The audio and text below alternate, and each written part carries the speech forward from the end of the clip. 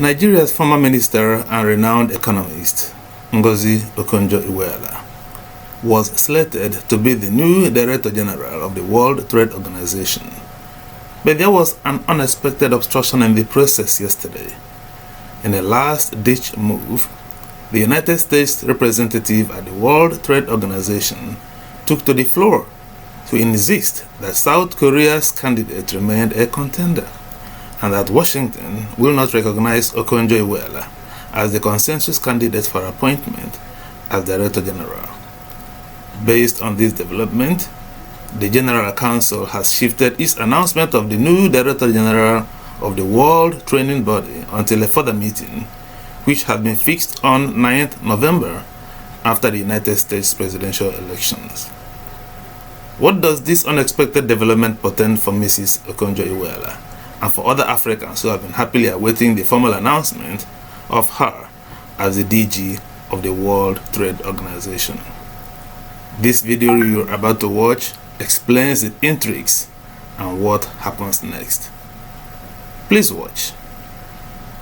Thanks, Griselda. Let's move further afield and look at a key global institution. And it seemed like victory was in sight for Africa and for an accomplished black African woman. But the United States has now blocked consensus around naming Dr. Ngozi Okonjo-Iweala as the next Director General of the World Trade Organization.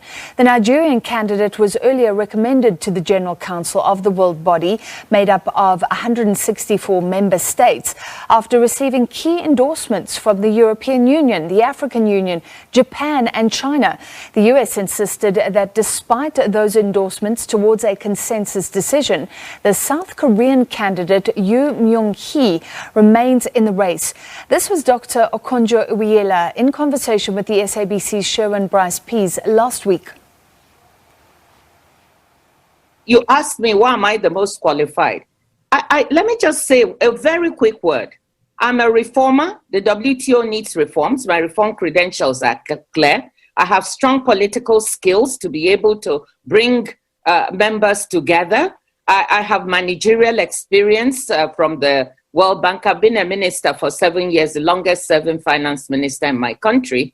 And I'm also working right now at the intersection of public health and trade. So if you put all this together, I think I'm the candidate for the time.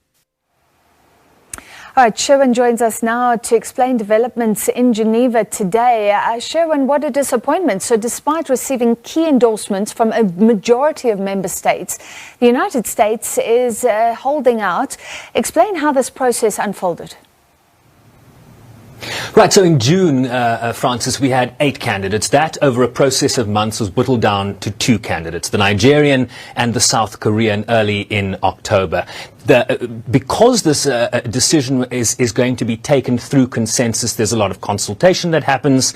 And then the General Counsel, which is essentially the General Assembly of the WTO, they then appoint a troika made up of the chairs of the main committees of the WTO to then quietly and privately canvass the member states in terms of who they are going to back in this race. What that troika did today is they called an informal meeting of the ambassadors to present their findings, and their findings showed that if Okonjo-Iweala had broad consensus among member states and that the South Korean candidate did not enjoy the level of support she did. Then the United States stood up and took the floor, said they would not support the Nigerian's candidacy, and that South Korea's Yoo Myung-lee, that's that country's trade minister, is a bona fide trade and WTO expert with negotiating experience, and therefore they cannot support the consensus around the Nigerian frontrunner. I will just add, Iweala, of course, is an investment envoy for the African Union on COVID-19. She's also part of President Cyril Ramaphosa's Economic Advisory Council, a former finance minister from Nigeria, a former foreign minister from Nigeria, a former number 2 at the World Bank. China then also took the floor and said they supported the WTO process that now is recommending Iweala's candidacy for the top job. And what this meeting decided to do was to then defer a final decision until a formal meeting of that General Council on November 9th. So essentially you have one superpower on the right and you have another superpower on the left, one against, one supporting her candidacy. I did hear from her team, Ngozi's team, Dr. Ngozi's team, a short time ago. They say Dr. Ngozi is immensely humbled to receive the backing of the WTO Selection Committee today. She's honored by the faith that members have placed in her and in her vision to return the WTO to its founding mission and deliver for its members. Dr. Ngozi looks forward to the General Counsel on November 9th. I also heard from a source within that General Counsel meeting, Francis. This is what that source says. If the Korean minister has any self-respect, she will speak out and confirm that she has been eliminated from the race. Essentially, member states, Francis, agreed to a process of consensus. That is how the WTO DG is historically and traditionally appointed. That consensus has now revealed a frontrunner. The United States is standing alone, America first, if you want to call it that, and trying to block this process. What we are hearing is they do not have the numbers to do so. So if the United States, for example, on November 9th, were to force a vote, it's unclear how they win that vote, given the broad support that Okonjo-Iweala now enjoys. All right, so she's still in the running. When you chatted to Dr. Okonjo-Iweala recently, we saw that, and she was expressing her quiet optimism in terms of securing the post. Do today's developments, though, undermine what could be a historic day for women in Africa? I mean, it sounds like even if she gets it, there's a bit of a fight in store. But this is a broader problem about multilateral systems. Part of the multilateral system is that decisions are often taken through consensus. The Security Council at the United Nations is very unique in that sense, in that 5 permanent members have what's called the veto and therefore can undermine that consensus. But when a multilateral process, whether you're talking about the Paris climate change negotiations or the Sustainable Development Goals that were adopted in 2015, you have to get everyone's buy-in to that agreement, because there is no veto. So the rules say we have to agree to get to that point. So if the US, for example, not wanting to concede to that consensus, then wants to call a vote, then we will do that. But that then falls out of the process that the United States and all member states of the WTO agreed to at the beginning of this process. Look, I chatted to Dr. Iweala last week. I talked to her about whether she was feeling optimistic about her trajectory in this race. She said she was quietly optimistic, but that, consultation continued. I also asked her why the WTO should matter to people around the world, particularly in rural areas. This is what she had to say, Francis. The WTO is all about trade, and trade affects every single one of us, even down in the rural areas, in the village. We produce things, we sell them to other people. Some of these things are sold on in bulk to people elsewhere in other countries or even within the same country. So it's all about trade.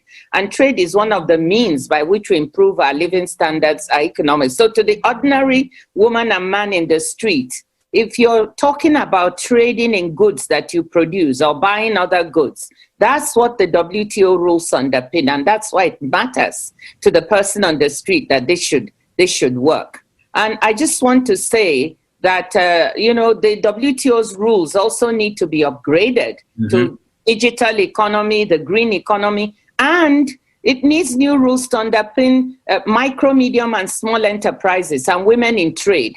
That, again, is something that matters very much to the ordinary person, because in our countries in Africa, there's so many micro, medium, and small enterprises. Many of them are owned by women.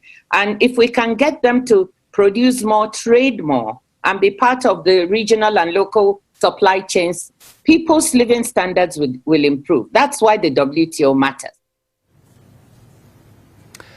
I predict, Francis, that there is a lot of pressure now from the majority of member states that are supporting Okonjo-Iweala, a lot of pressure now being placed on the South Korean trade minister to withdraw from this race, despite the interventions we are seeing from Washington at this time. Sharon, we have time for one quick question. I mean, you laid out her credentials earlier. This is a very accomplished woman who can lead the World Trade Organization.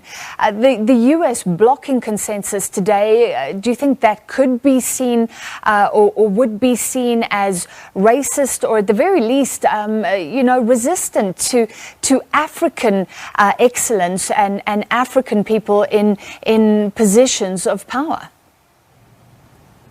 Look, I would be speculating if I were to say this had to do with race. I mean, the stranger thing here is that Okonjo-Iweala is also a United States citizen. She spent a lot of a professional career in the United States. She's a graduate of the Massachusetts Institute of Technology. She was actually one of the front runners to replace Dominic Strauss-Kahn at the International Monetary Fund. That position eventually then going to Christine Lagarde, the French foreign minister, as Europe maintains its stranglehold on the top position at the IMF, similar to the United States having the presidency at the World Bank. These are structural reforms that still need to happen in these institutions. So I don't want to equivocate as to whether this is about race. She's clearly eminently qualified for this position. And this is, I think this speaks to a broader United States foreign policy, right? If we're talking about the Iran nuclear deal, the United States stood alone in trying to undermine that multilateral agreement. When you look at the Paris climate change agreement, it's the United States that withdrew its signature from that agreement. So this talks to a process that we have seen before. So it should not surprise people watching this that the United States is again trying to stand alone despite the international consensus that has surrounded her candidacy. Yeah, an interesting stance. Thank you very much. As always, Sherwin Bryce-Pease, our U.S. correspondent, and we'll speak to him again soon about the United States and the race towards elections.